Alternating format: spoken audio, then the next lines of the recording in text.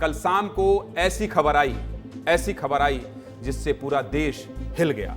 UP के हाथरस में जो लोगों की चीख पुकार चित्कारें सुनाई दी, वो 24 घंटे से ज्यादा का वक्त हो गया है, लेकिन अभी भी कानों में गूंज रहा है क्या।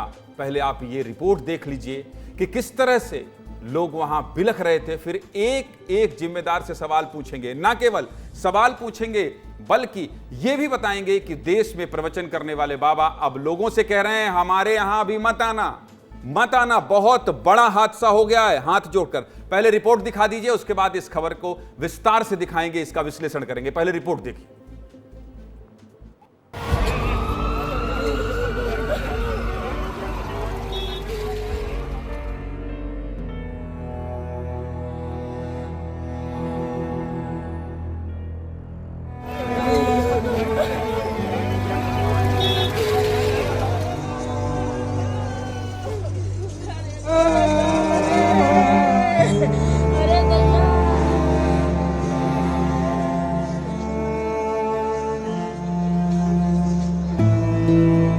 आप सत्संग में थे अंदर? हाँ। क्या हुआ वहाँ पर इतना? सब लोग मर गए, कुचल कुचल के सब मर गए भैया, कोई ना बचा,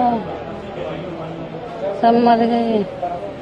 क्या हुआ वहाँ का कुछ बताएंगे? कैसे भगदड़ मची, क्या हुआ क्या नहीं हुआ? सत्संग खत्म हो चुका, एकदम भगदड़ मची है। जो इंसान गिर गया वो उठो ही ना है। फिर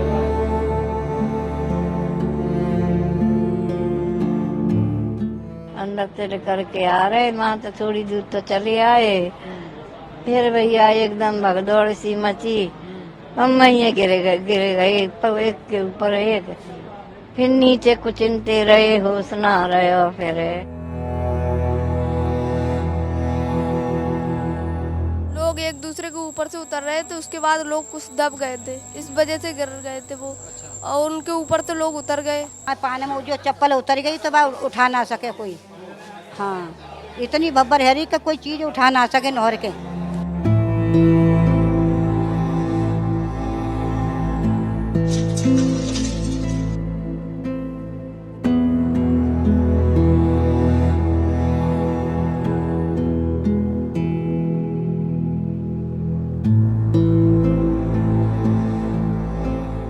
हादसा है, इस हादसे में 121 श्रद्धालुओं की मृत्यु हुई।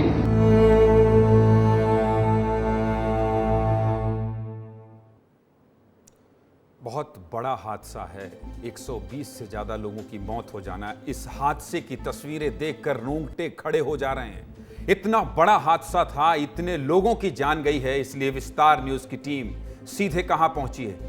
ग्राउंड पर पहुंची है। एक एक तस्वीर हमारे सहयोगी अमृत तिवारी पहुंचा रहे हैं, दिखा रहे हैं। पल पल की अपडेट हमारे सहयोगी आदर्श सिंह लखनऊ से दे रहे हैं कि इस हादसे में कौन जा रहा है और किस तरह की व्यवस्थाएं की जा रही हैं। इस दर्दनाक हादसे में अब तक 121 लोगों की मौत हुई है, 121 लोगों की जान गई है। अभी भी 35 लोगों की हालत गंभीर है।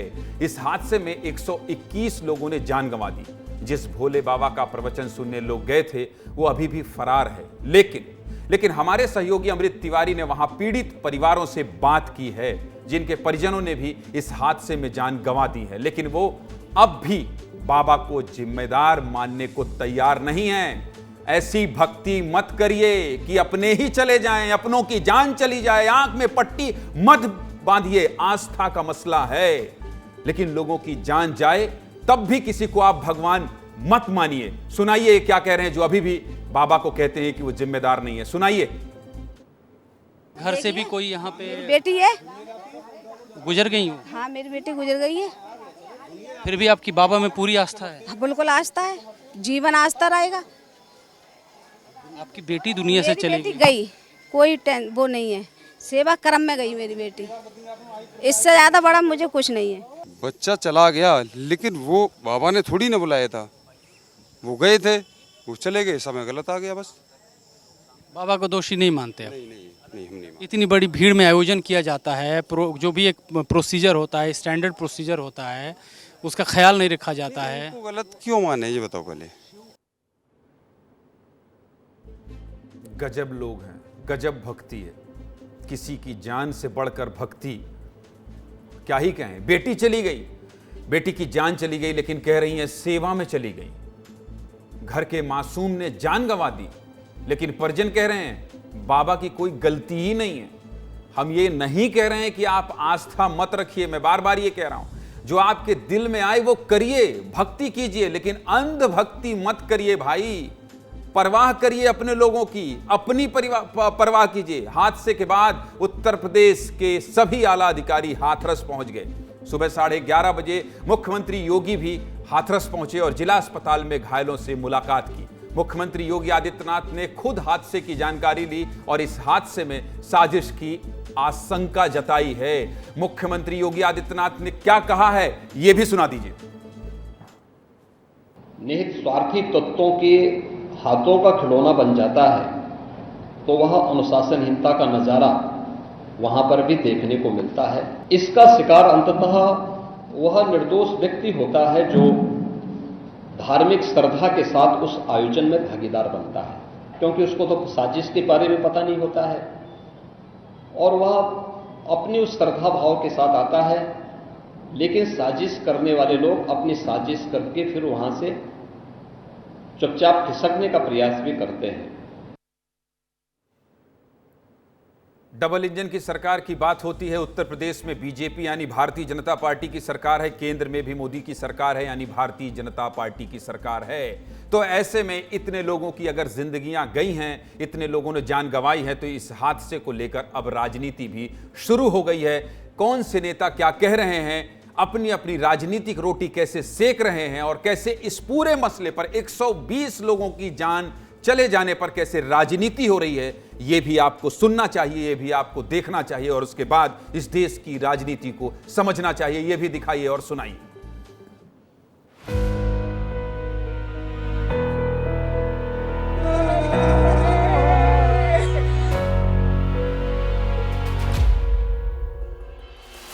आखिरकार सरकार क्या कर रही थी और सरकार की जानकारी में होने के बाद भी इतनी बड़ी घटना हो जाए, बहुत दुखद है। ये पूरी तरह शासन और प्रशासन की जिम्मेदारी थी। वहाँ पे एम्बुलेंसेज होनी चाहिए थी। सरकार को, प्रशासन को मालूम था कि इतनी भीड़ आने वाली है, तो क्या व्यवस्थाएं की थी ताकि भीड़ सुचारू रूप से वहां जाकर अपनी पूजा अर्चना कर सके। यह सब जिम्मेदारी प्रशासन की होती है। क्राउड इकट्ठा कर लेना सबसे आसान काम होता है। क्राउड मैनेजमेंट के अभाव में आज क्या हुआ, कितने घरों के चिराग गए होंगे। तो इस देश में इंसान की जिंदगी कोई कीमत नहीं है। एक व्यक्ति अपना बाबा बाजार खड़ा कर रहा है, उस पर कोई नियंत्रण नहीं। और ये सिर्फ हाथरस की घटना नहीं, पूरे देश में उठा के देख लीजिए। मैं चाहती हूँ कि कलेक्टर वलेक्टर पहुँच जाना एक बात है, ये देश के प्रधानमंत्री तो वहीं के मेंबर पार्लियामेंट है, जाइए आपके क्षेत्र में गड़बड़ हुआ है। देखिए, कुछ लोगों की एक प्रवृत्ति होती है कि इस प्रकार के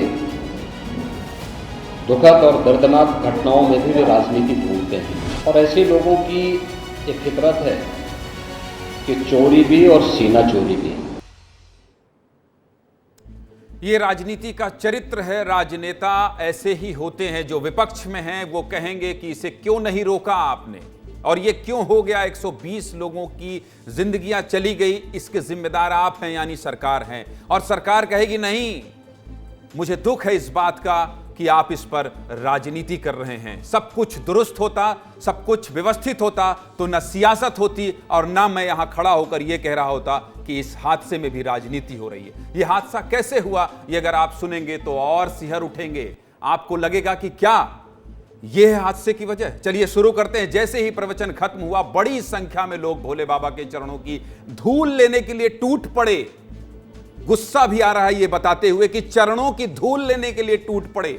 चरणों की धूल ने ले ली 120 लोगों की जान, और एफआईआर के मुताबिक चरण की धूल लेने के लिए लोग दौड़े और गड्ढे में गिर पड़े और एक के ऊपर एक दब गए। थोड़ी देर रुकिए, मैं आपको बताता हूं। ये जो मां कह रही थी ना, बेटी चली गई, हमें कोई फर्क नहीं पड़ता, ये बाबा दोषी है।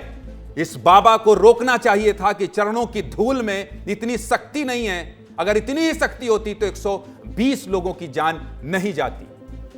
इस मामले में मुख्य सेवादार देव प्रकाश मधुकर को आरोपी नंबर 1 बनाया गया है। जबकि आरोपी नंबर 2 अन्य आयोजकों को बनाया गया है। एफआईआर की माने तो यह हादसा 2 जुलाई को दोपहर 2 बजे हुआ है। इस प्रवचन के लिए 80,000, सुनते जाइएगा, अब देखिए गलती कहां हुई। इस प्रवचन के लिए 80,000 लोगों के आने की इजाजत मांगी गई थी, 80,000, लेकिन प्रवचन में कितने लोग पहुंचे? प्रवचन में पहुंचे 2.5 लाख लोग। सोचिए कहां 80,000 की व्यवस्था, वो भी कितने पुलिसकर्मी थे वो भी आपको बताऊंगा आगे, और पहुंच कितने गए? 2.5 लाख। तब बाबा नहीं रोके। अब जब हादसा हो गया है तो देश के कुछ बाबा कह रहे हैं नहीं मत आना, ये भी दिखाऊंगा। 80,000 की व्यवस्था में 2.5 लाख लोग पहुंच गए, तो प्रशासन कहां था? बड़े अधिकारियों को जानकारी क्यों नहीं दी गई?